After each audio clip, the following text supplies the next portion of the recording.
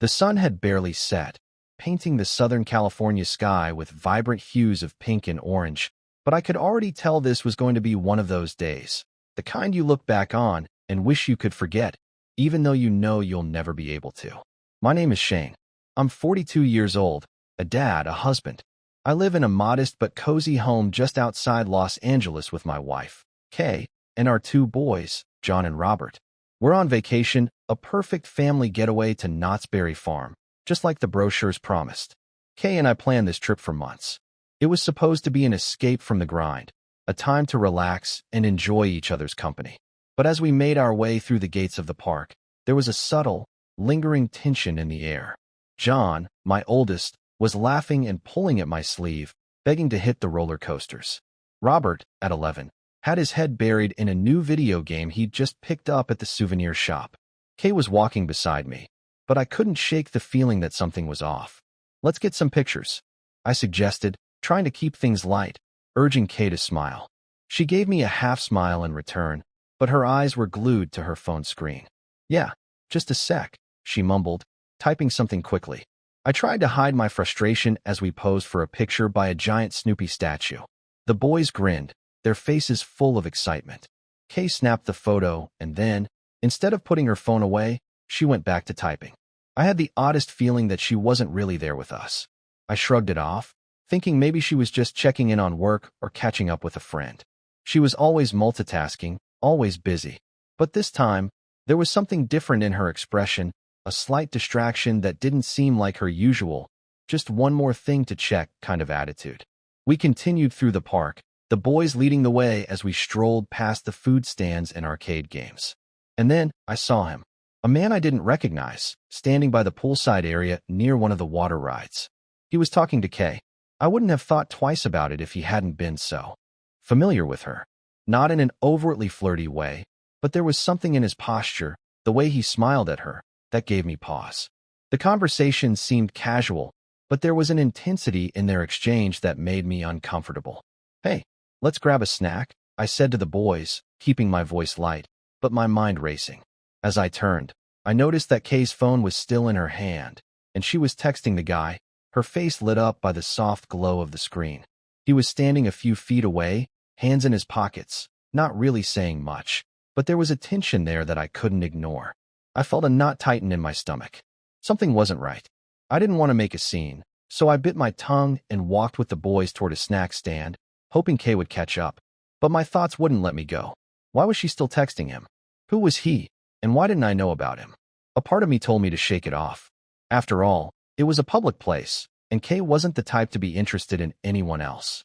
She was my wife, the woman I'd built my life with. But the little seed of doubt was planted, and I couldn't ignore it. A few minutes later, Kay finally caught up with us, still staring at her phone. "Everything okay?" I asked, trying to keep my tone casual, though I was dying to know what was going on. "Yeah," she replied, glancing up for a split second before going back to her phone. "Just work stuff. Nothing major." I nodded, though I couldn't help the unease that gnawed at me. We bought some cotton candy and continued on with the day, but I kept catching her glance over at the poolside, her eyes briefly landing on the man who was still there. I wasn't sure what I was feeling, but the longer we walked, the more that knot tightened in my chest. I couldn't shake the thought of her connection with him. How it seemed like she wasn't entirely with us today. It was just a feeling, but it felt real. And as I looked at Kay, absorbed in her phone, a single thought crossed my mind. Something was going on. But I didn't act on it yet. Not yet.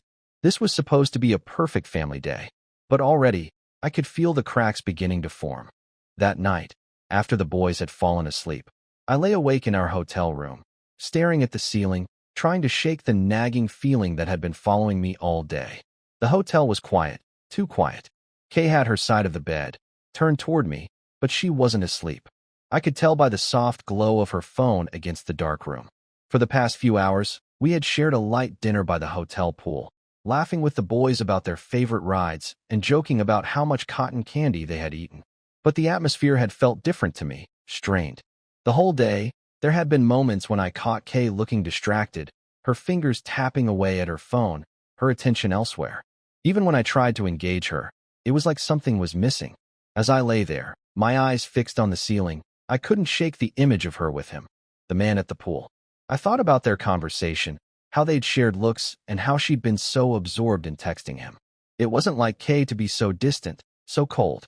I had to know who he was. I had to know if something was going on.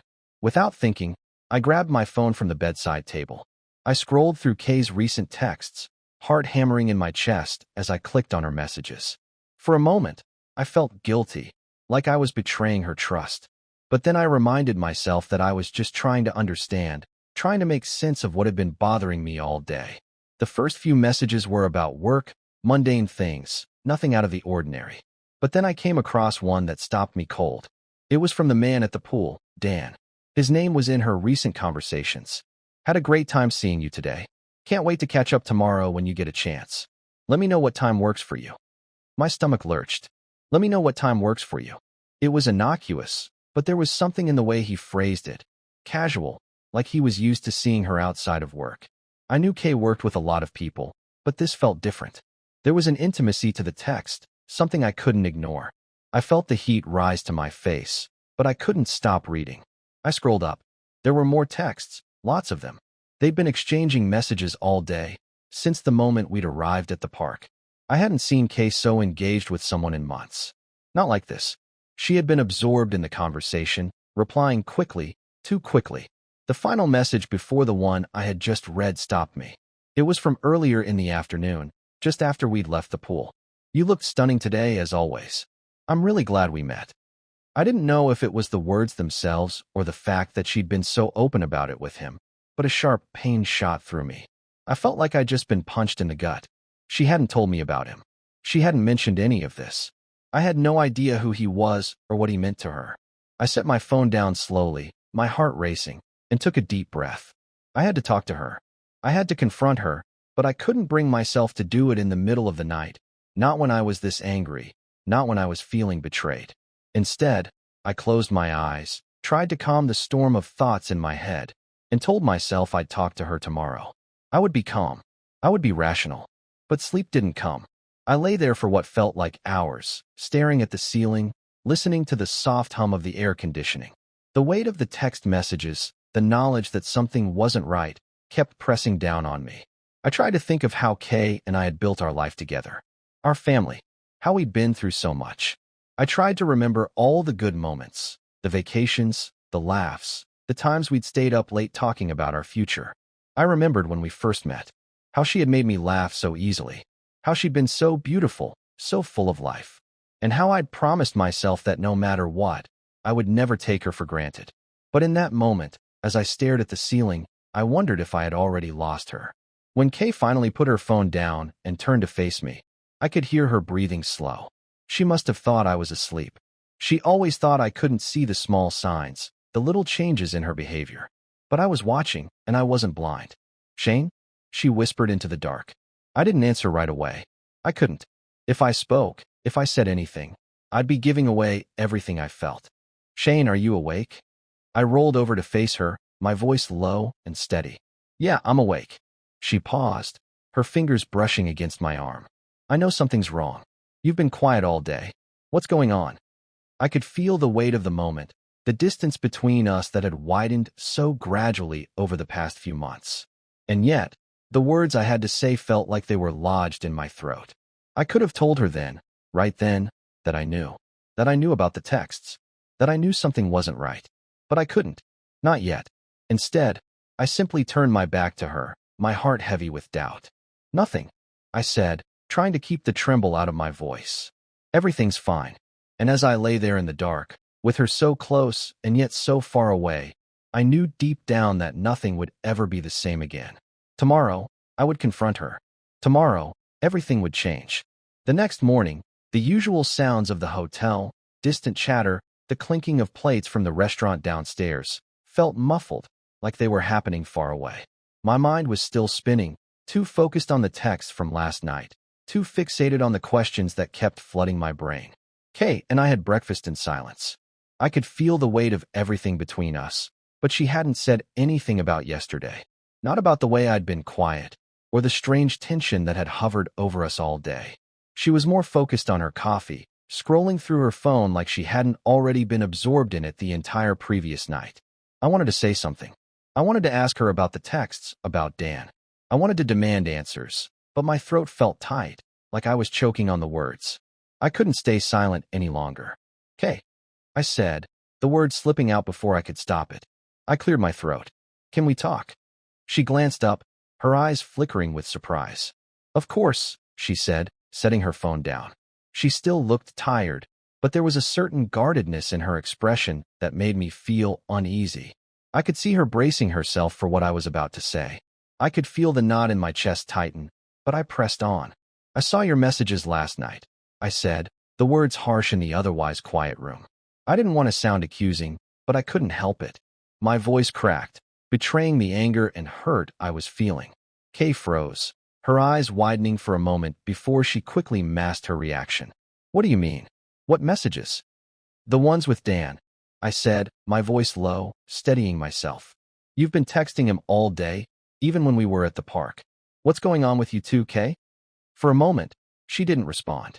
Her face went pale, her lips pressing into a thin line, and I saw a flash of guilt in her eyes before she quickly looked away. I felt a cold wave of anger wash over me, but I tried to keep it under control. "I don't know what you're talking about," she said, her voice tight, defensive. "It's just work. He's an account manager for one of our suppliers. We were just discussing business details."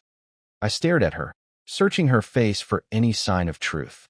But there was something in her eyes, a hesitation, a guardedness, that made me doubt her. I didn't want to believe what I was feeling, but I couldn't ignore the mounting evidence in front of me. "You've been texting him all day, Kay," I said, unable to keep the hurt out of my voice. "And it's not just about business. It's personal. You said you looked stunning today. And then you said you couldn't wait to see him again. What is that?" Kay shifted uncomfortably in her seat, her fingers tapping nervously against the table. She avoided my gaze, and for a moment, I thought she might deny it again. But instead, she sighed, a long, heavy breath that seemed to deflate her entire body. "I didn't mean to hurt you," she said, her voice barely above a whisper. "It's just, things have been off between us for a while, Shane. I don't know what's happening, but I've been feeling distant. Dan has been. I don't know. He's been there, and I didn't know how to stop talking to him. I felt like the wind had been knocked out of me. So you've been talking to him behind my back, and now you're telling me you don't know how to stop." My voice rose despite my efforts to keep it controlled. "How long has this been going on, Kay? How long have you been keeping things from me?" Her face crumpled for a moment, like she was trying to hold back tears. But she didn't cry. She didn't apologize. "I didn't want to hurt you, Shane," she said, her voice cracking. "But I've felt so alone lately. We've been drifting, and I didn't know how to talk to you about it. Dan and I. We were just talking, but it was stupid, and I never meant for it to get this far." I could barely hear her over the pounding in my head. Everything she was saying felt like a punch to the gut, and the guilt I had felt earlier, the doubt, now turned into a painful certainty. She wasn't just distant. She had been hiding things from me. "I didn't know you felt this way," I said, the words coming out hollow. "I've been here. I've been trying. I've been working my ass off to provide for this family, and this is how you repay me? By sneaking around with some guy?" She reached out, her hand trembling slightly as she touched mine. "Shane, I'm so sorry. I never wanted to hurt you. I just—" "Stop," I cut her off. I wasn't ready to hear her apologies yet. Not when the truth was staring me in the face. "How long has this been going on?" She looked away, her gaze fixed on the table. "A couple of weeks. Maybe more. I don't know. It wasn't like I planned it. It just happened." I stood up abruptly, my legs shaking from the adrenaline coursing through me. "A couple of weeks? And you never said anything? You couldn't even tell me you were unhappy? You had to hide it, Kay? With him?" "I didn't know how to talk to you," she cried, her voice rising in frustration. "I didn't know how to tell you that we were falling apart. I didn't want to admit it. I didn't want to hurt you." I felt something snap inside of me. I had always been the one to hold things together. I had been the one working, the one making sure everything ran smoothly. But I wasn't even in the loop. I had no idea how bad things had really gotten. "You want to know the worst part?" I said, my voice trembling. "I'm not even sure if I can trust you anymore. How do I know if you've been honest about anything?" Kay stood up too, but I took a step back. She looked desperate, but the words wouldn't come. There was nothing she could say that could undo the damage. "Shane, please," she whispered, her voice barely audible. "I didn't want this. I never wanted to hurt you. I'm sorry. Please, let's fix this." I shook my head, my eyes stinging. "I don't know if I can anymore. I don't know if I can fix this." I turned and walked out of the room, my heart pounding in my chest. I needed air. I needed to clear my head. But as I stepped outside, the weight of what I had just learned felt suffocating.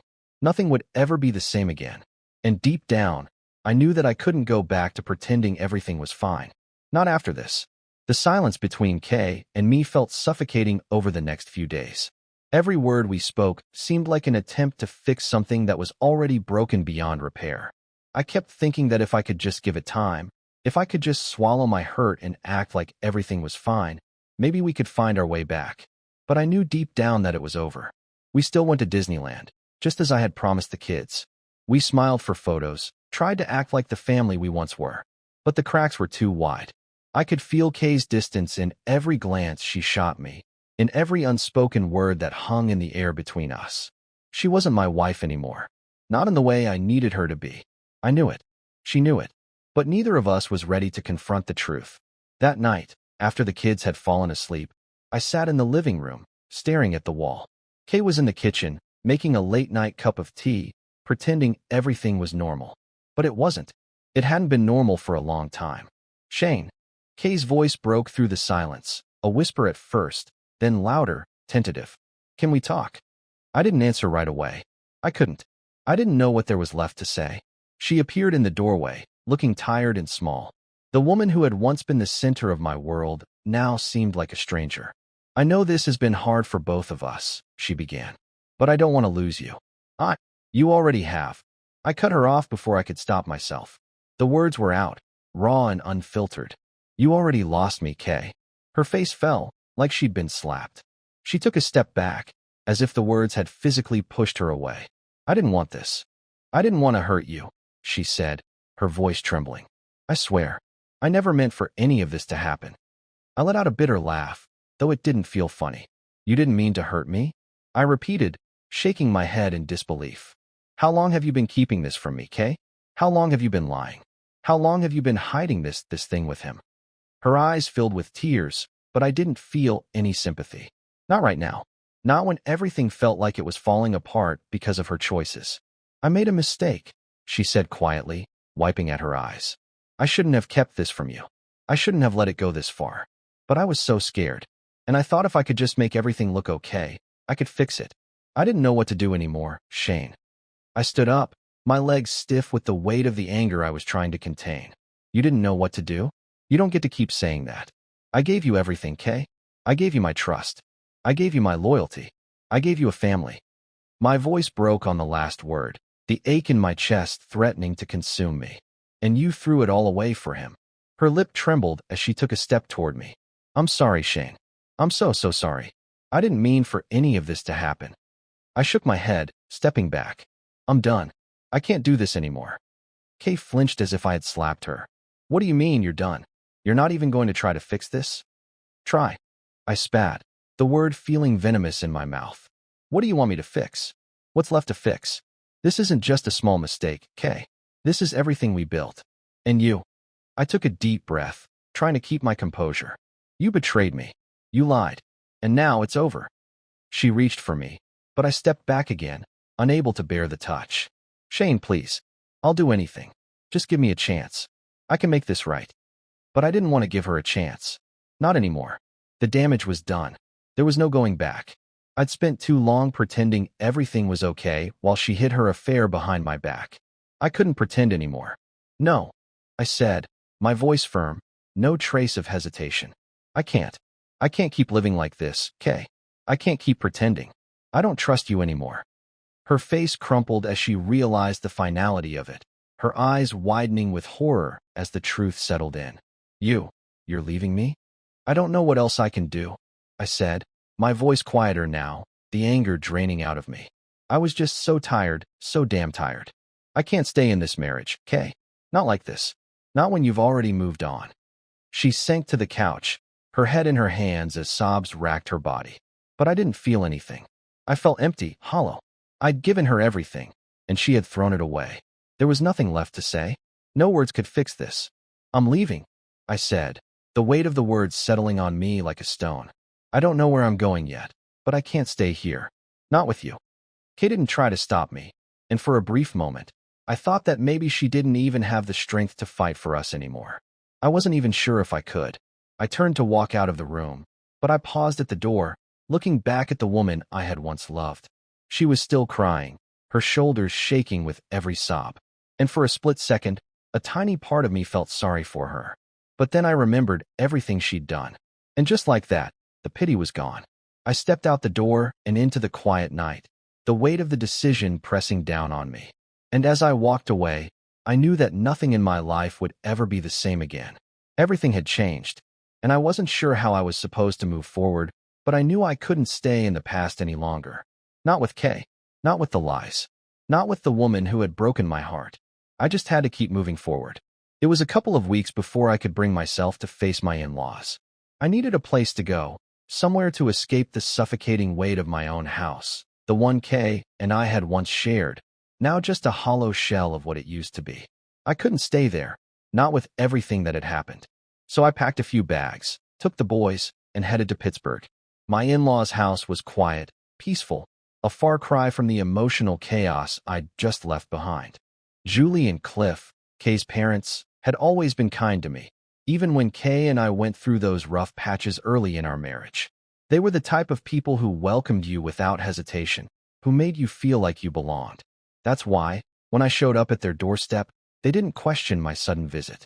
They just took me in, offering a warm bed and quiet, steady company.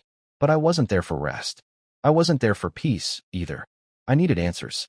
I needed to know more about Kay, what I had missed, what I'd overlooked, what she had been hiding from me. There was too much uncertainty, too much broken trust, for me to move on without understanding the full picture. Julie had always been the more talkative one, the one who didn't mind sharing her thoughts, even if they weren't always what you wanted to hear.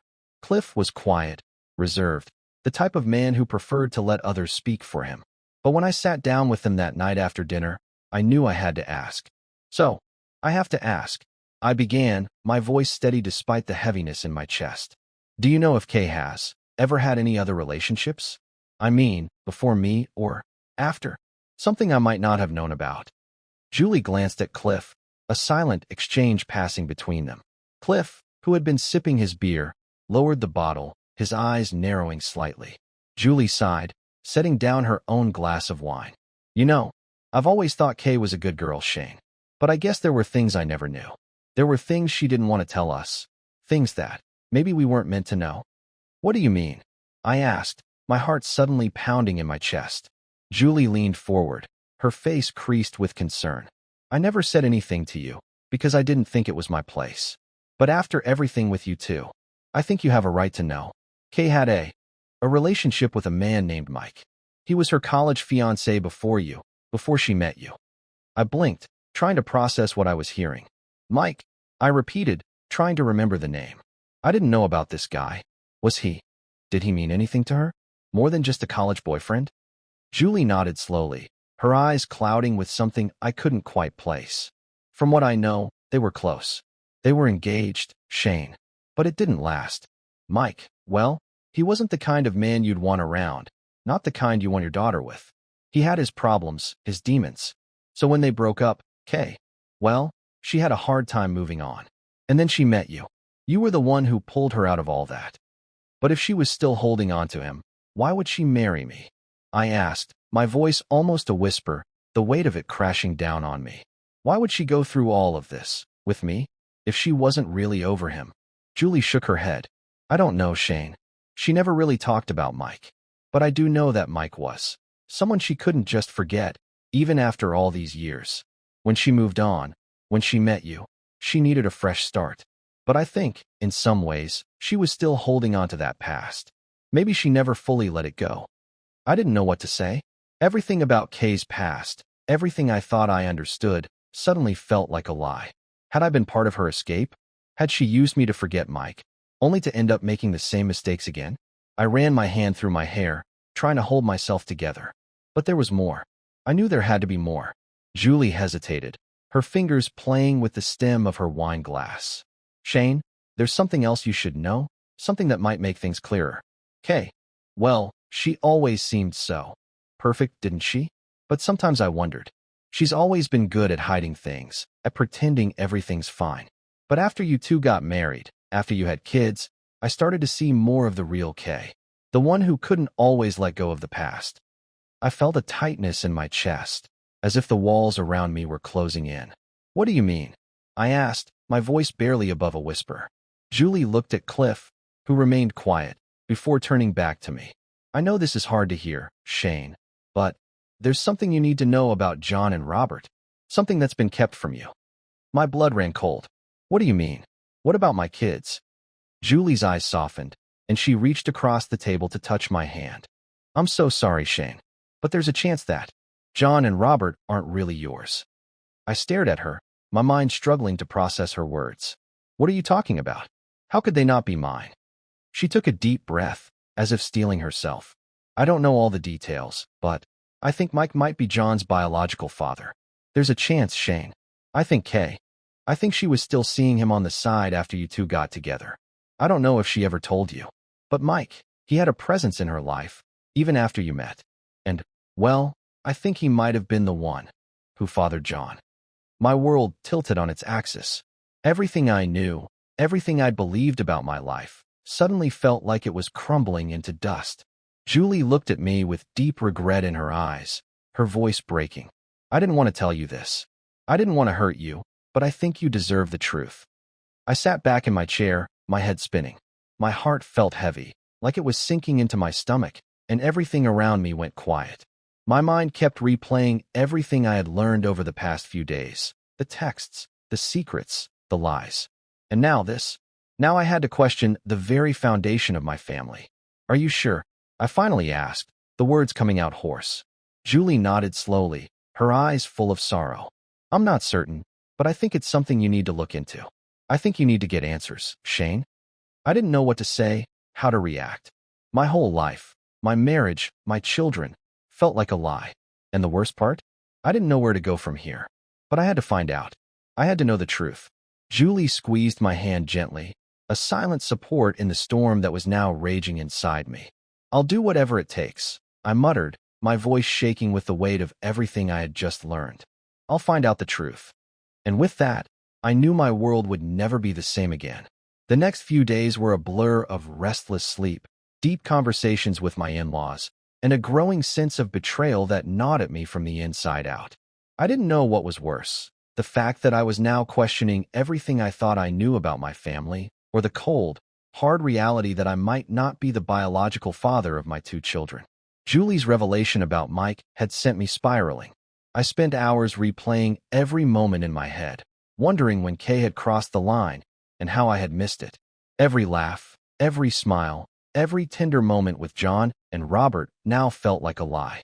I couldn't focus on anything, couldn't focus on the kids, not with this crushing weight on my chest. But I knew I had to get answers. I needed to know if John and Robert were mine, if they were even my children at all. That's when I got the message from Mike. It came through one morning, while I was sitting on the porch, trying to make sense of everything. The message was short, cold, but it made my stomach twist. Mike, we need to talk. It's about John. I know you've been looking for answers. I'll be at the bar tomorrow, after 3 p.m. Don't bring Kay. My hand trembled as I read it. I'd never met Mike in person, never confronted him, never even wanted to. But now, I was left with no choice. I had to face the man who might be the biological father of my child. I didn't respond to the text right away. My head was too clouded. But I knew that I needed to meet him. I needed to get the truth, even if it shattered everything I had left. The next day, after a restless night filled with dreams of Kay, Mike, and the children, I drove to the wine bar. The one place I had worked so hard to build, to make a name for myself. The one place I thought would offer me some stability in the middle of everything falling apart. When I arrived, Mike was already there. He was sitting at the far end of the bar, nursing a drink, his face unreadable. He looked like a man who had seen too much, a man whose life was tangled in webs he couldn't untangle himself. I took a deep breath and walked over to him, my heart pounding with each step. This was it. The moment I would find out if everything I had worked for Everything I thought I knew about my family had been a lie. Mike looked up when I approached, his eyes narrowing slightly. "You came," he said, his voice rough, like he was expecting this conversation to go sideways. "I'm here," I replied, trying to keep my voice steady. "You said we needed to talk." He gestured for me to sit, and I did, though I felt a deep unease. This man, the one who might have been part of the reason my family was falling apart, was now sitting across from me like an old acquaintance. "I guess I owe you some answers," Mike said, rubbing the back of his neck. "This isn't easy for me, either." I leaned forward, my gaze fixed on him. "I need to know the truth, Mike. I need to know if John is mine." He looked at me for a long moment, as if weighing his words. "The truth is complicated, but I'll tell you what I know. And what I can't tell you, I'll let you find out yourself." I took a deep breath, trying to steady myself. "Just tell me, Mike, was John ever your son?" Mike's face hardened for a moment, but then his shoulders slumped, as if the weight of the truth had finally hit him. "Look, I don't want to destroy your life, Shane. I'm not here to make things worse. But I can't lie to you, either. Kay and I, we were together back when you two first met. She was with me before you." My chest tightened. "I know that," I said, struggling to keep my voice calm. "But were you two still seeing each other when she met me? Did you get her pregnant?" Mike didn't answer right away. He stared down at his drink, swirling it slowly. "I wasn't around much after we broke up. I was not in a good place. But yeah, Kay and I hooked up a few times after she met you. She didn't tell me she was pregnant with John, not at first. But I found out eventually." My heart stopped. "You mean, you're telling me that there's a chance John isn't even mine?" I could barely form the words, the shock of it all crashing over me. "I'm not saying that for sure," Mike replied quickly, leaning forward. I didn't want to believe it, either. But when John was born, I kept thinking he looked like me. And after you and Kay got married, I backed off. I stayed away. But it ate at me. It ate at me, Shane. I don't know if I'm his father, but I think there's a chance. You need to get a DNA test. You need to know for sure." I sat there in stunned silence, his words sinking in like lead. Everything I had known about my family, everything I had built, was crumbling right in front of me. Mike leaned back in his chair, his eyes a little weary. "I'm sorry, man. I never meant for this to go this far. I wasn't trying to come between you and your family, but you deserve the truth." I ran a hand through my hair, my mind reeling. I didn't know how to process what Mike was saying, didn't know how to reconcile this new version of my life with the one I had been living. "I need to think about this," I said finally, my voice barely above a whisper. "I need to get a DNA test. I need to know if John is really mine. And if he's not." Mike nodded, his face serious. "I understand. But whatever happens, don't blame Kay. She was lost in all of this. We all were." I stood up, still in shock, the weight of his words still sinking in. "I need answers, Mike. This isn't just about you or Kay. This is about my family, my kids." Mike didn't argue. He just nodded again, and I left the bar, my thoughts spiraling. As I drove back to my in-laws' house, the silence in the car felt heavier than ever. I had to face the truth, whatever that might be. And deep down, I knew that once I got that DNA test, everything in my life, everything I believed in, would change forever. The courtroom was cold and sterile, the walls echoing with the sound of my footsteps as I walked in. It felt like a final act, the end of something that had been unraveling for months. I glanced around, my stomach a ball of nerves, but I tried to stay calm. I had already made the decision to go through with the divorce, and now the final battle was here. Kay, her lawyer, and a handful of witnesses were all present, but I knew this wasn't going to be easy. I didn't expect it to be. My lawyer, Ben, was already seated at the table, scanning through his notes. He looked up when he saw me and gave me a reassuring nod. "Ready?" he asked softly. I nodded, though my throat felt dry, like I could barely swallow. The weight of what I was about to do, what we were about to do, was starting to settle in. I had been prepared to fight for my children, to expose the truth, but now that the moment was here, the enormity of it hit me. Kay sat across from me with her lawyer, a woman I didn't recognize, but who looked like she meant business. Kay, for her part, seemed calm, almost too calm. Her face was composed, like she had rehearsed this moment 1,000 times, but I could see the way her hands fidgeted in her lap, betraying the tension she was trying to hide. The judge, a woman in her late 50s with gray hair pulled back in a tight bun, called the court to order. We're here today to finalize the divorce proceedings between Shane and Kay. I trust that both parties have their documentation in order. Let's begin. The words divorce proceedings hit me like a punch in the gut, but I kept my expression neutral. Kay and I had been through so much together, but I knew now there was no going back. No matter what happened today, I had already lost her. What we had, what we built, was a lie. Kay's lawyer stood up first. Your Honor, she began smoothly. We ask for full custody of the children. Kay has been their primary caregiver since birth, and it is clear that she is the better choice to provide a stable, nurturing environment for them. Shane has not been involved in the children's day-to-day care and has failed to prove that he can be the primary parent. My chest tightened, and I fought to keep my emotions in check. I had been there for John and Robert, hadn't I? I took them to school. I helped with their homework. I spent weekends with them. How could Kay's lawyer say something like that, with a straight face? Ben rose to his feet, and for the first time, I noticed the sharpness in his eyes. He was a man of few words, but he was an expert at cutting through the bullshit when it mattered. Your Honor, let's not waste time with these false claims. Shane has been involved with his children from the moment they were born. He's provided for them financially, emotionally, and physically. The fact that Kay is now seeking full custody is nothing more than a last-ditch effort to control the situation. I looked over at Kay, her expression still calm, but her eyes flickered toward the floor. She wasn't making eye contact with me. I could feel the walls between us getting thicker with every passing second. Ben continued, his voice firm. We also have evidence of Kay's actions.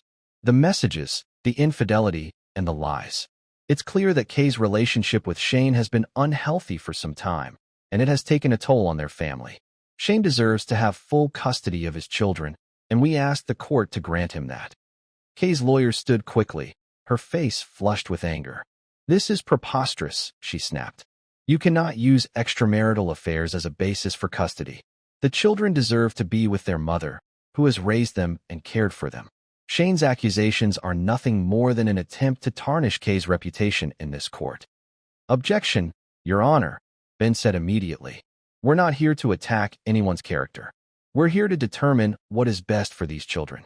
And given the facts in this case, it's clear that Shane is the one who has been the stable force in their lives. The judge raised her hand, signaling for quiet. Enough, she said, her voice sharp. I've heard enough to understand the nature of the case. I will review all evidence presented, and a decision will be made shortly. The rest of the proceedings went by in a blur. I could barely focus on what was being said as Kay's lawyer presented more of the same.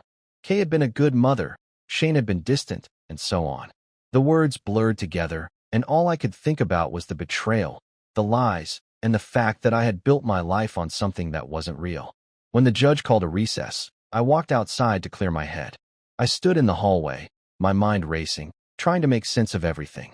I'd never imagined my life would end up in a courtroom, fighting for custody of my children. I'd never thought I'd be in this position, not after everything we had gone through together. A few minutes later, Ben came out, his expression serious. Shane, I need you to understand something. The judge is looking at everything, your marriage, your involvement with the kids, Kay's actions. But there's something we can't ignore. The DNA test. My blood ran cold. The DNA test. The one I had been dreading for days. You don't think the judge will? I don't know yet, Ben said quietly, lowering his voice. But we have to be ready for whatever outcome comes. If Mike is John's father, then that changes everything. I could feel the ground beneath me tremble. The uncertainty of it all, the thought that I might not be John's biological father, made my stomach twist. But I had already come this far. I couldn't back down now. The door opened, and Kay stepped into the hallway, her face pale and drawn. She looked at me for a long moment, then looked away, her eyes not meeting mine. Shane, she said softly, her voice trembling. Please, I know this is hard, but I'm still their mother. I'm still their mom, and I deserve to be with them. I've made mistakes, but I'll do anything to fix this. I looked at her, my heart pounding, and for a brief moment, I wanted to forgive her. I wanted to reach out, to say that I still loved her. But then I remembered everything she'd done, everything that had brought us to this point. I'm sorry, Kay, I said, my voice thick with emotion. But you've lost me. You've lost us. She didn't respond, just stood there, her face crumpling in defeat. As the court reconvened, I took my seat, my heart heavy with what was to come. The judge's decision would change everything, whether I had the chance to raise my children or whether Kay's manipulation would win out. And I didn't know which future I wanted more. The court hearing was behind me, and I couldn't believe it. The weight of everything, the betrayal, the lies, the courtroom battle, had finally come to an end. The judge's ruling had been clear. I was granted full custody of John and Robert. The court had determined that Kay's actions, her deceit, and the emotional damage to the children made her unfit for primary custody. I was both relieved and heartbroken. Relieved because I could now protect my kids, protect them from the emotional mess Kay had created, but heartbroken because I had always imagined our family staying together. I thought we would make it through the struggles, that somehow we could repair what had been broken. But now I knew that some things were beyond fixing. The first few weeks after the court ruling were difficult. The kids had adjusted quickly to living with me full-time, but I could tell they were still hurting. They had witnessed the dissolution of their family, the chaos that came with it, and they needed time to process it all. Robert, especially, had a harder time. He was quieter now, less confident than before, and it broke my heart to see him like this. But I did my best to be there for them. I helped them with schoolwork, listened to their worries, and made sure we spent time together, just the three of us. I tried to fill the silence in the house with laughter, to replace the tension with moments of joy. I cooked their favorite meals, took them to the park, did everything I could to remind them that, despite everything, they were loved. As for Kay, she kept her distance. She sent a few texts asking about the boys, but I didn't respond. I couldn't. I wasn't ready to forgive her, not yet. Maybe I never would be. She had torn apart our family, and now, I had to rebuild it without her. The days turned into weeks, and slowly, I began to find a rhythm. I spent more time with my in-laws, Julie and Cliff, who had been my rock through everything. They were patient with me as I tried to find my way in this new life. Julie took the boys out for ice cream on weekends, and Cliff helped me fix things around the house that had been neglected for too long. They were a reminder of what family should feel like, supportive, kind, and unconditional. I even started taking time for myself. I picked up old hobbies I had neglected during my marriage: reading, running, spending time with friends. For the first time in years, I felt like I was breathing again, like the weight that had been crushing me for so long was finally lifting. One evening, as I sat on the porch with a cold beer in hand, I found myself reflecting on how far I had come. I had lost so much, but I had gained something, too. My independence, my peace of mind, and most importantly, my children. I looked at them as they played in the yard, laughing together, and for the first time in a long time, I allowed myself to feel a glimmer of hope. I wasn't alone. I had my boys, and I would give everything I had to make sure they grew up strong and happy, away from the toxic environment Kay had created. I had a new purpose now. The next morning, I woke up early, just as the sun was rising, and I knew something had shifted inside of me. I was ready to move forward. I had my children, my work, and a fresh sense of purpose. I had no idea what the future held, but I was no longer afraid. A few weeks later, I met someone. Her name was Anna, a friend of a friend who worked at a local bookstore. She had a warmth about her that reminded me of the things I had been missing: laughter, connection, simplicity. We started with coffee, then a dinner, and slowly, over time, we built something new. Anna wasn't Kay, and I wasn't looking for a replacement. But with her, I found a sense of peace I hadn't realized I'd been missing. She made me feel like myself again, and I made sure she knew that I wasn't in any rush. I had too much healing to do to rush into anything, but it felt nice to have someone who cared. It wasn't love, not yet, but it was a start, and that was enough for me. One evening, after a long day of work and a few hours spent with the boys, I sat down to dinner with Anna. She smiled across the table at me, her eyes bright. "I think you're doing the right thing," she said quietly, taking a sip of her wine. "You're taking your time, and that's important." I nodded, leaning back in my chair, feeling the weight of everything that had happened settle into the background for the first time in months. "Yeah, I am," I said. "I think I'm finally starting to figure it out." Anna smiled again, her eyes warm and kind. "You don't have to do it alone, Shane. You have people who care about you." I looked at her, a sense of calm washing over me. For the first time in so long, I felt like I wasn't carrying the weight of the world on my shoulders. I didn't have to carry it alone. And that realization, small, yet powerful, felt like a new beginning. The road ahead wasn't going to be easy. There would be days when I would feel the sting of Kay's betrayal and moments when I would question if I was doing the right thing. But I knew I had made the right choice for myself and for my children. The past had been painful, but the future held endless possibilities. As I sat there, surrounded by people who cared about me and with the sound of my children's laughter echoing through the house, I realized something important. Sometimes, the most difficult roads lead to the most beautiful destinations. And for the first time in a long time, I believed that my destination would be worth the journey.